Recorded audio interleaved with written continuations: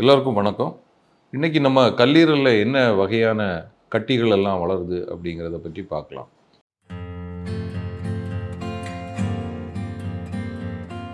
பொதுவா கல்லீரல்ல இரத்தக்கெட்டு என்று சொல்லுவோம். ஹெமாஞ்சியோமா அதுதான் மிக அதிகமாக காணப்படும் கட்டி வகைகள்ல ஒண்ணு. இது தவிர சாதாரண கட்டிகள், நீர்க்கட்டிகள் போன்று பல கட்டிகள் வரலாம். அதில சில டைப்ஸ் இருக்குது. இந்த எஸ்பெஷலா இந்த யங் பிரெக்னன்ட் ஃபீமேல்ஸ் இந்த மாதிரிப்பட்ட அவங்களுக்கு வர்றது ஹெப்பாட்டிக் அடினோமா என்று சொல்லுவோம். ஒரு வகையான ஒரு சதை கட்டி. அப்புறம் ஃபோக்கல் நாடுலர் ஹைப்பர்ப்ளேசியா இது போன்ற கட்டிகள் கல்லீரலில் வளரலாம். இது தவிர நீர்க்கட்டிகள் பல வகையான நீர்க்கட்டிகள் கல்லீரலில் வரலாம்.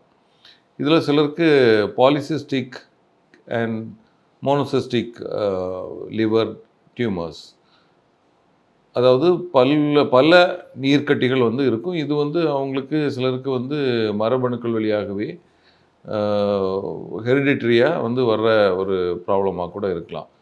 அதில் சில இந்த ADPKD adult autosomal dominant polycystic liver and kidney disease இப்படி பல வகையான கட்டிகள் அதில் இருக்கிறது. இது தவிர சிலருக்கு இன்ஃபெக்ஷன்னால் நீர்க்கட்டிகள் ஏற்படலாம். ஸோ லிவர் ஆப்சஸ் என்று சொல்லுவோம். ஸோ இதில் pyogenic abscess, amoebic abscess, amoeba கிருமியினால் ஏற்படுகிற தொற்று.